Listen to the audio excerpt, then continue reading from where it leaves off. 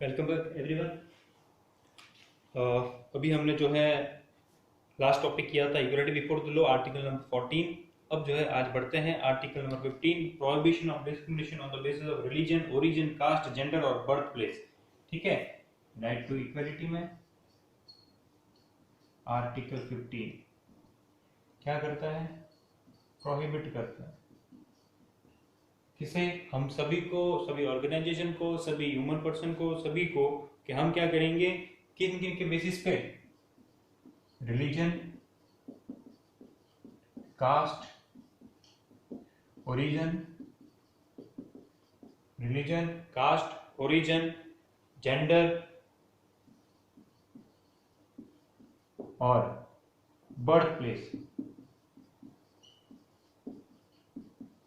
इन के नाम पर जो है किसी के साथ डिस्क्रिमिनेशन नहीं करेंगे। क्या नहीं करेंगे? डिस्क्रिमिनेशन।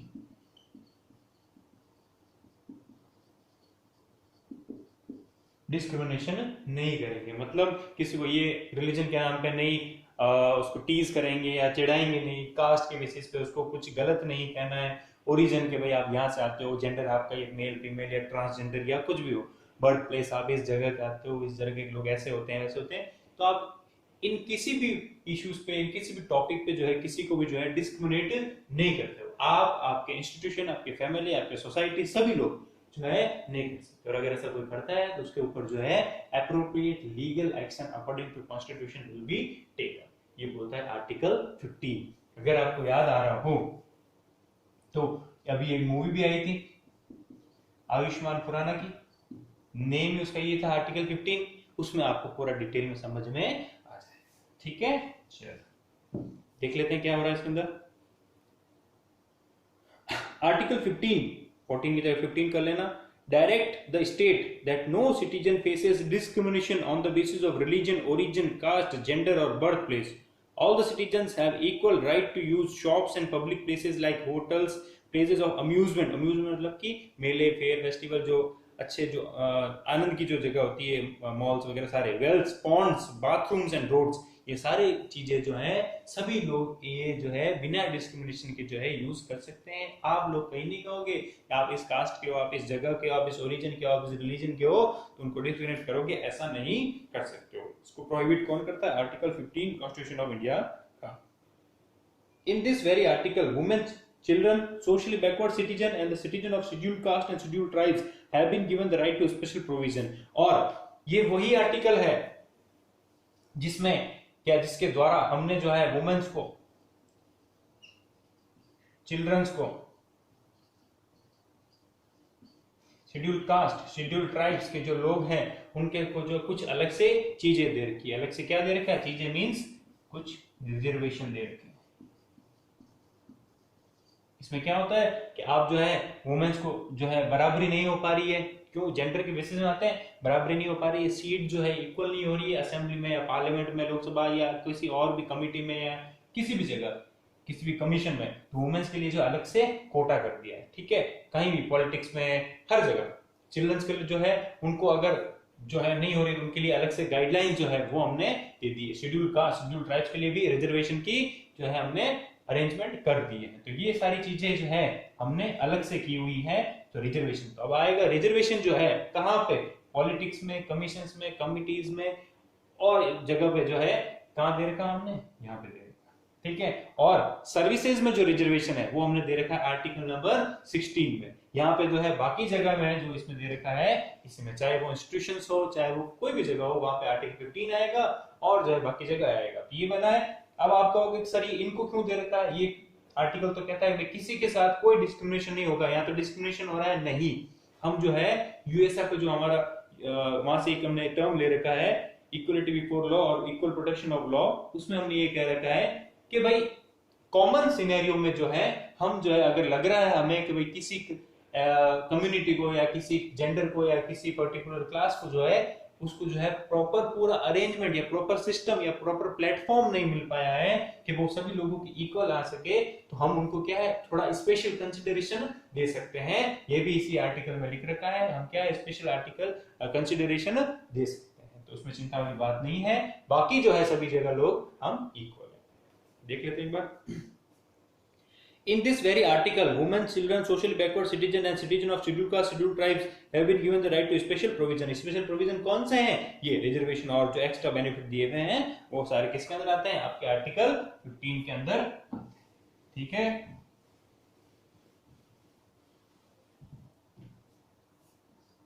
फिर आता है आपके आर्टिकल नंबर 16। आर्टिकल 16 क्या कहता है? Equality of opportunities of appointment in public services. अब पब्लिक सर्विसेज जो नौकरी है वहां पे जो है रिजर्वेशन कहां से दिया हुआ है? आर्टिकल 16 में दे रखा है। उसमें हमने क्या क्या रखा है? This article guarantees all the citizens equal opportunities of public services under the state. ये कहता है सभी सिटीजन्स को जो है, सभी सिटीजन्स को जो है इक्वलिटी मिलेगी।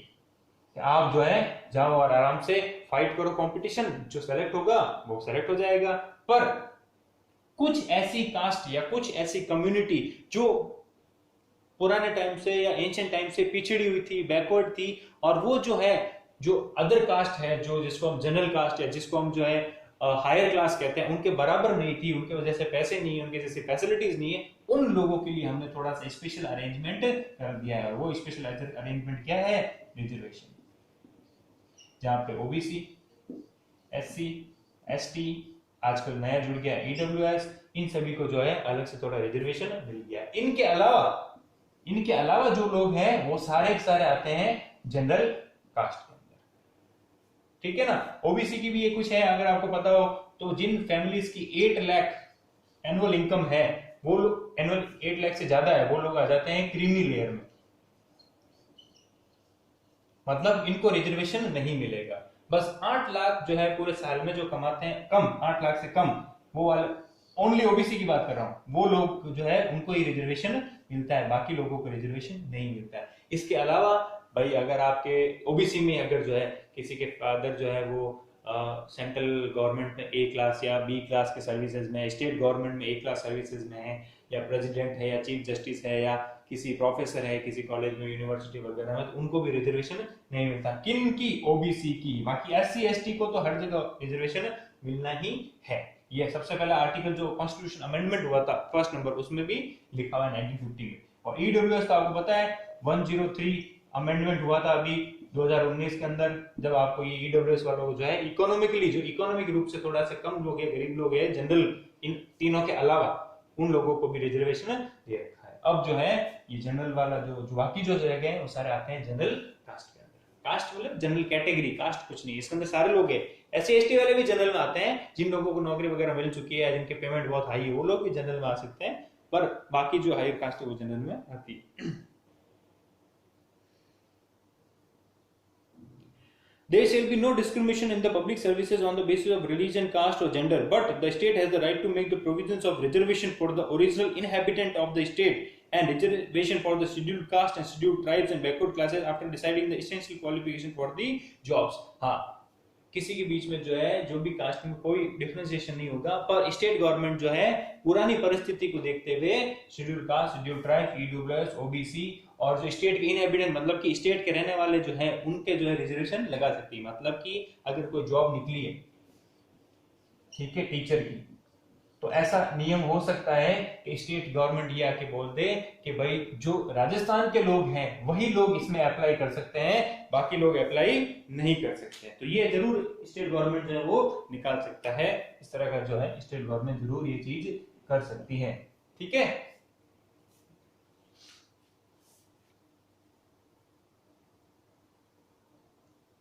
If you think carefully, you will find that the aim of this reservation is basically to establish equality only। और ये जो रिजर्वेशन का पूरा कॉन्सेप्ट है ये क्यों लेकर आया गया था कि जो लोगों के बीच में जो पिछड़े लोग हैं उनको हम थोड़ा सपोर्ट करें। बाकी बहुत सालों से जो पिछड़े हुए हैं, अगर इनको थोड़ा रिजर्वेशन देके इनको भी जो है लाइमलाइट या इक्वालिटी के अंदर लेके आया जा सके तो हो सकता है इनको आगे रिजर्वेशन की जरूरत नहीं पड़े और ये भी जो है सभी लोग भारत में जो है इक्वल होके चले। तो ये एक्सेप्शन है, ये जो हमने लिखा हुआ है कि हम जो है किसी के डिस्क्रिमिनेट नहीं करेंगे रिलीजन पे, जेंडर पे, कास्ट पे या ओरिजिन पे, कभी बेसिस पे जो है डिस्क्रिमिनेशन नहीं करेंगे, उसका ये एक्सेप्शन है कि जिन लोग जो दबे पिछड़े लोग हैं उनको ऊपर उठाने के लिए, उनका अपलिफ्टमेंट करने के लिए, उनका एम्पावरमेंट करने के लिए हम क्या है उनको एक्सेप्शन के रूप में थोड़ा सा रिजर्वेशन दे दिया है ताकि वो लोग भी जो है इक्वल आ सके। तो गवर्नमेंट को ये ठीक लगा। ठीक है,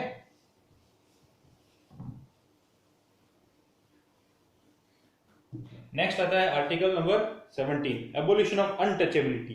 ठीक है, आपने पता ही होगा, अपने सोसाइटी के अंदर आपने देखा है कि जो भी हरिजन्स वगैरह है या जो भी जो स्वीपर्स वगैरह है या जो भी अदर कास्टेज वगैरह है, उनके सामने जो है थोड़ा सा अनटचेबल्स का होता है, इनको हाथ नहीं लगाना या इनके साथ जो है इस तरह से रहना, वो सारी चीजें होती है। तो इसका जो है प्रोहिबिशन है, इसकी पूरी मनाही है। ठीक है, आप ऐसा नहीं कर सकते हो, किसी को अंदर अंदर आता है और आपको बोल देते हो तू तो इस कास्ट का है, तू मेरे घर में नहीं घुस सकता, तेरे को हाथ नहीं लगूंगा, तेरे हाथ से पानी नहीं पीऊंगा, तेरे हाथ से खाना नहीं खाऊंगा, तेरे पास नहीं बैठूंगा, ये वगैरह जो भी एक्सक्यूजेज है वो अगर देते हो तो आपको जेल हो सकती है, आप पे जो है चार्जेस रख सकते हैं। इस पे आर्टिकल 17 लिख लेना। The practice of untouchability has been completely prohibited in the Constitution with view to increasing equality. It has been said that such a conduct shall be considered a punishable offence. The aim of this article is to bring an end to such an inhuman conduct of considering a person untouchable on the basis of his caste only. किसी के cast पे basis पे जो है उसको untouchable गिनना ये बहुत ही बड़ा क्राइम है, और इसी को रोकने के लिए इस आर्टिकल की रिक्वायरमेंट हुई। To bring a complete end to such a conduct, the government has amended the Untouchability Prevention Act 1955 and has changed it into the Protection of Civil Rights Act 1995. Untouchability Prevention Act 1955 में कानून बना हुआ था, उसको change करके जो है उसका नाम चेंज करके ये रख दिया ताकि जो है आगे किसी के रूप में जो है किसी का कोई डिस्क्रिमिनेशन नहीं हो। Scheduled caste and scheduled tribes for prevention of atrocity, atrocity मतलब अत्याचार, 1989 हैव बीन इनएक्टेड, और शेड्यूल कास्ट और शेड्यूल ट्राइब्स को बचाने के लिए जो है उनके ऊपर अत्याचार नहीं हो उसके लिए जो है ये कानून बनाया गया है। ये कानून क्या है फिर से समझो, अगर आप ऐसा इस आर्टिकल के अकॉर्डिंगली अगर आप किसी के साथ जो है भेदभाव कर लेते हो, उसको मना कर देते हो, तो ये कानून वो कानून है जिसके अंडर में आप पर केस चलेगा।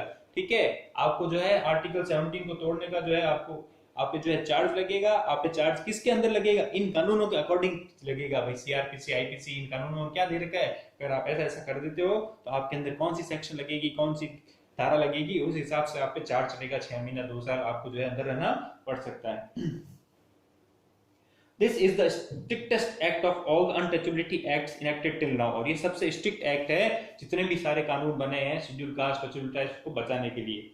Thus, the need of the hour is that it is utilized with a view to remove untouchability. Besides this, it should be ensured that it is not misused. ये भी ध्यान में रखना चाहिए कि भाई जो है इसका यूज ऐसे हो कि वो जो है अनटचेबिलिटी धीरे धीरे लोगों में कम हो जाए, और ये एजुकेशन का स्प्रेड होने से ही हो सकती है। और इतना भी ध्यान रखना है कि कोई इसका अनड्यू एडवांटेज नहीं ले, कि वो रास्ते चलते चलते ही जो है आपको कह दे कि जो है इसने मेरे साथ गलत व्यवहार कर दिया है, या इसने मेरे को ऐसा कह दिया, इसने मेरे को ना ऐसा डिफेम कर दिया, ऐसा भी नहीं होना चाहिए। इसका भी जो है प्रोटेक्ट करना गवर्नमेंट की जिम्मेदारी है। तो कोई रॉन्ग केसेस नहीं आ जाए, कोई आपकी जो है पर्सनल एनिमिटी निकालने के लिए भी हो सकता है कि आपको ऊपर चार्ज लगा दे, तो ऐसा हो तो डरने की बात नहीं है। उसकी पहले पूरी जांच होगी, उसकी पूरी इन्वेस्टिगेशन होगी, फिर ही जो है आपको इसको फ्री माना जाएगा। आपके जो है चार्ज ऐसे नहीं लगेंगे, आपको पूरा चेक हुआ जाएगा। पर एक बार तो आपको जेल में जाना ही पड़ेगा अगर ऐसा हो जाता है तो आपको हमेशा इतना ध्यान रखने की जरूरत है कि आप जो है कभी भी किसी को गलती से भी जो है मुंह से इस तरह से नहीं कहोगे कि तुम इस कास्ट के या इस तरह के या SC/ST को बिल्कुल ही नहीं कहोगे। हो सकता है आप पे लीगल एक्शन हो सकता है। ठीक है, तो गलती से मजाक में भी नहीं बोलना। नेक्स्ट आता है article number 18, abolition of title. During the British rule people were conferred titles on the basis of their political power and wealth. ठीक है, पॉलिटिकल पावर और वेल्थ के बेसिस पे राजा महाराजाओं को जो है टाइटल मिलते थे। कैसे? राजा, महाराज, हिजराज, हिज हाइनेस, हिज एक्सीलेंसी, ये वो महाराजा, ये महाराजा, वो जो भी है। ठीक है, राय बहादुर वगैरह, ये जो भी टाइटल्स थे वो पैसों के दम पे या आपकी पॉपुलरिटी या फेमसनेस के हिसाब से मिलते थे। उनका जो है कॉन्स्टिट्यूशन ने आजकल यूज करना बंद कर दिया है। अब कोई भी पुराने राजा महाराजा जो इस तरह का टाइटल नहीं लगा सकते हैं। ऐसा लिखना भी बहुत बड़ा क्राइम होगा। The Indian citizen shall not accept any title except in the field of education or in the army। हाँ, और कौन से टाइटल सकते हैं? एजुकेशन और आर्मी वाले जरूर कर सकते हैं। एजुकेशन की कौन से? इंजीनियर, डॉक्टर, एडवोकेट, ठीक है, साइंटिस्ट, ये आप जरूर लगा सकते हो, इसमें कोई दिक्कत वाली बात नहीं। आर्मी वाले lieutenant, captain, major, lieutenant colonel, general, brigadier, ये आप हमेशा लगा सकते हो, इसमें कोई दिक्कत अगर आप हो तो आप जरूर लगा सकते हो। नहीं तो नहीं, पुलिस के हैं ये आप लगा सकते हो, फॉर्मर डीएसपी या प्रेजेंट डीएसपी, आरएस, आरपीएस, ये सब लगा सकते हो, कोई दिक्कत वाली बात नहीं। Besides this, an Indian citizen shall not accept any foreign title without due permission from the President of India। और इसमें ये भी लिखा हुआ है कोई अलग कंट्री या कोई दूसरी कंट्री अगर आपको कोई टाइटल देना चाहती है कि भाई हम जो है साउथ अफ्रीका की गवर्नमेंट या पाकिस्तान की या अमेरिका की, यूनाइटेड किंगडम की, वो टाइटल जो भी आपको दे रही है वो लेने से पहले, नाम के आगे सर्टिफिकेट लगाने से पहले जो है आपको एक बार इंडियन प्रेसिडेंट की जो परमिशन लेनी पड़ेगी। आपने बहुत बार देखा होगा, न्यूज़पेपर में आता है कि अमिताभ बच्चन को ये टाइटल मिला, शाहरुख खान को ये मिला, MS धोनी को ये टाइटल मिला, फ्रांस की गवर्नमेंट ने दिया, जर्मन गवर्नमेंट ने दिया, चाइनीज गवर्नमेंट ने दिया, PM साहब को मिला, जो भी मिला उसके लिए आपको एक बार प्रेसिडेंट से परमिशन लेनी पड़ेगी।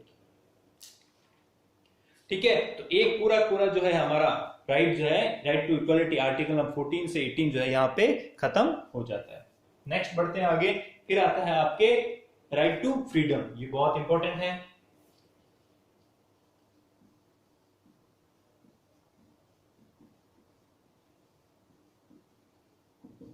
आर्टिकल नंबर इसके अंदर आ जाएंगे आपके 19 से लेके 22 तक।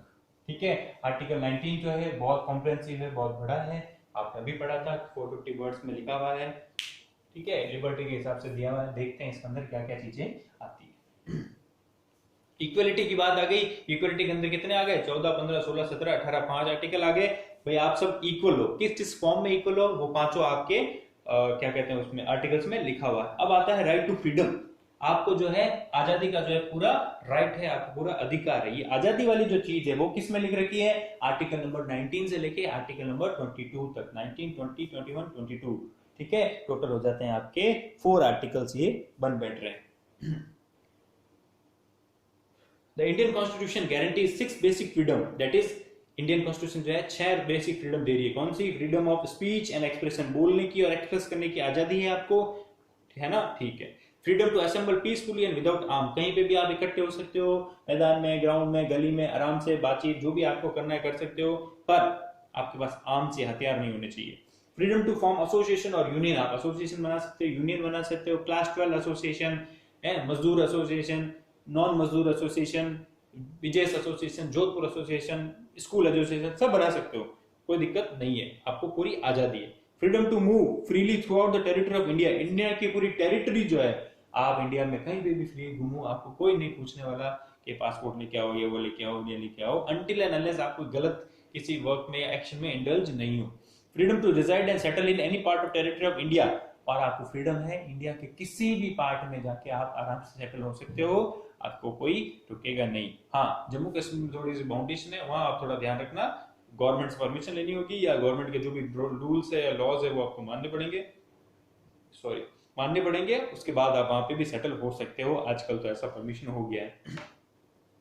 And freedom to practice any profession, profession मतलब कोई भी काम कर सकते हो, आपको दुकान चलानी दुकान चलाओ, ठेला चलाना ठेला चलाओ, साइंटिस्ट बनना साइंटिस्ट बनो, एडवोकेट बनना एडवोकेट बनो, आपको जो ठीक लगता है, टीचर बनना टीचर बनो, आपको जो भी लगता है कर सकते हो, फ्रीडम है। हाँ, वो कैपेसिटी या वो एबिलिटी आपके अंदर होनी चाहिए।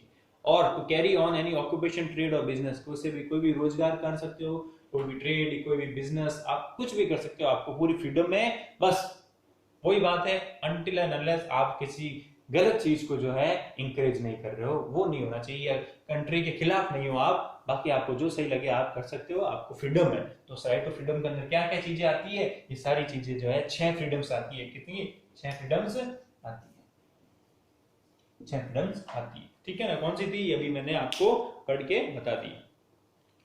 सबसे पहला क्या है, आर्टिकल 19 की बात करें जिसके अंदर 6 फ्रीडम्स आती है। Article 19(1)(a), article 19(1)(a), 19(1)(a।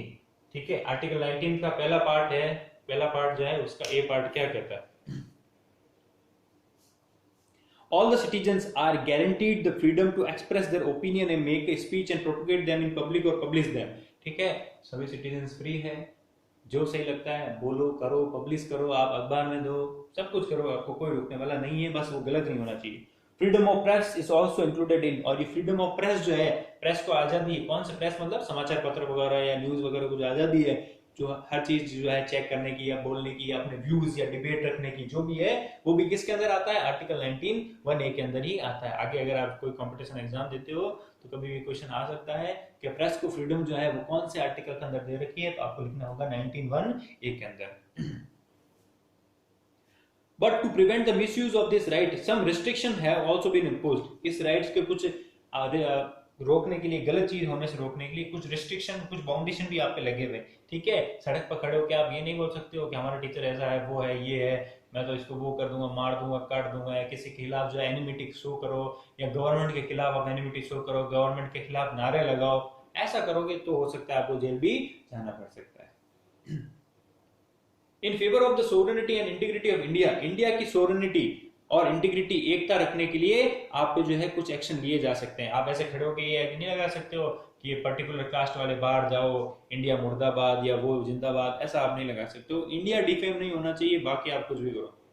In the interest of security of the state and friendly relation with foreign countries, ठीक है, दूसरे देशों के साथ जो है अच्छे संबंध बने रहे, ठीक है, स्टेट की सिक्योरिटी बनी रहे, तो इन चीजों को देखते हुए आप पे कुछ जो है रोक भी लगाई गई है कि आप इतना भी फ्री नहीं हो कि आप मन चाहे जो करने लग जाओ, इतना भी फ्री नहीं हो। इन the interest of public order, good conduct and regarding contempt of court, court ने कोई अगर डिसीजन दिया है तो उसके खिलाफ जो है आप ऐसे बाहर नारे मीटिंग नहीं बता सकते हो कि कोर्ट ने गलत दे दिया, वो हो गया, ये हो गया, नहीं, इस पे सब पे रोक है। Deformation and incitement to an offence, ठीक है, किसी ऑफेंस मतलब किसी क्राइम को बढ़ाने के लिए आप ऐसा कुछ वीडियो वायरल कर देते हो, या ऐसी कोई न्यूज स्प्रेड कर देते हो, या फेक न्यूज स्प्रेड कर देते हो, जिससे क्या हो, आपके कहने पे दूसरे लोग भी इकट्ठा हो जाए या वो भी किसी को मारने काटने पे लग जाए, तो ये सब क्राइम है। इतनी फ्रीडम आपको नहीं है। Suitable restriction can be imposed on this right, तो इसी को देखते हुए, ये ऊपर की 4-5 बातों को देखते हुए इस आर्टिकल पे या इस राइट पे जो है कुछ रिस्ट्रिक्शंस जो है वो लगाई जा सकती है। किसके द्वारा?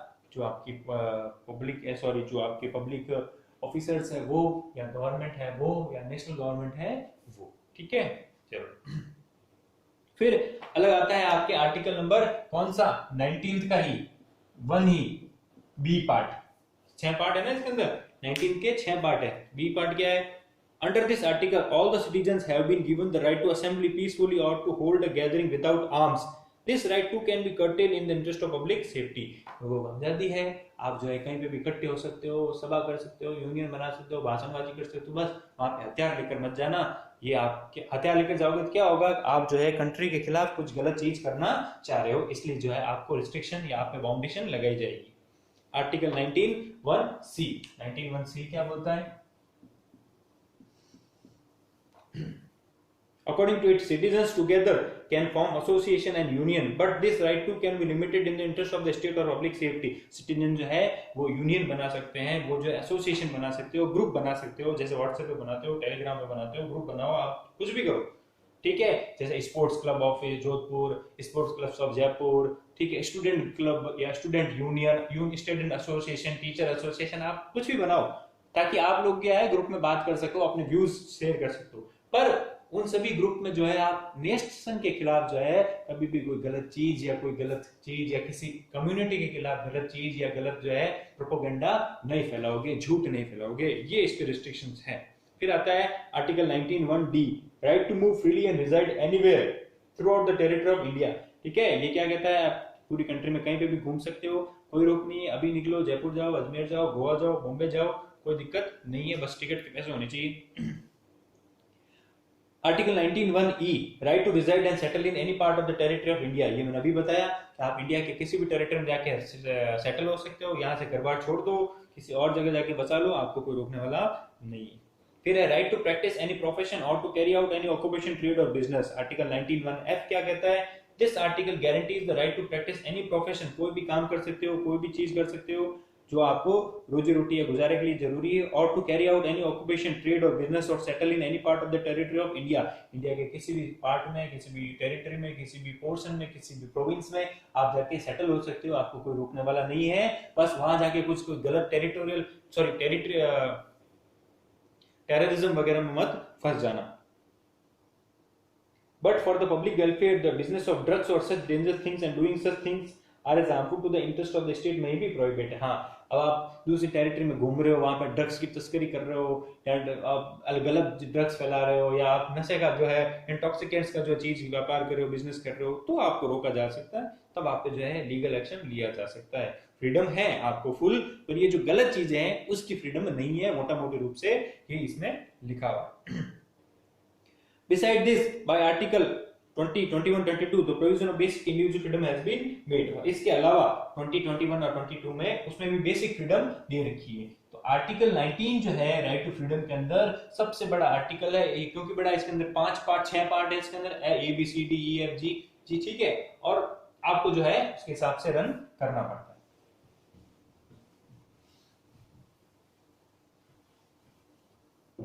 अब जो है इसके अंदर राइट टू फ्रीडम के अंदर नेक्स्ट जो आता है वो आता है आर्टिकल नंबर 20। आर्टिकल नंबर 20 क्या कहता है? Protection in respect of conviction of for offences, ठीक है, article 20। It has been made clear in this article that, अब इसके अंदर क्या होता है, कन्विक्शन क्या होता है, ऑफेंस क्या होता है?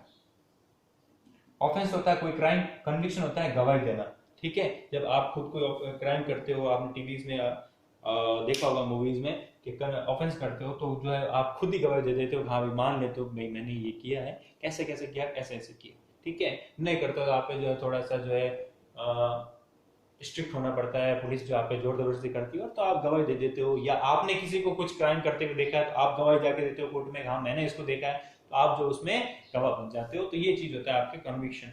इसमें क्या है, आर्टिकल 20 में 3 तरह की चीजें दे रखी, क्या दे रखी है ध्यान से देखना। No person shall be convicted of any offence except for violation of the law in force at the time of the commission of the act charge as an offence, ठीक है।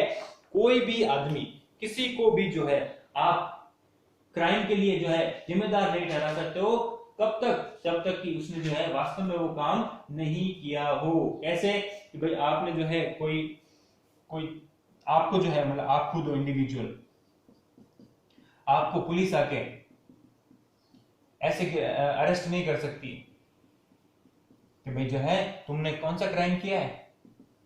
कोई भी ये जो क्राइम किया है, जो चीज अब बनी है, मतलब जो चीज पहले से प्रेजेंट नहीं थी, मतलब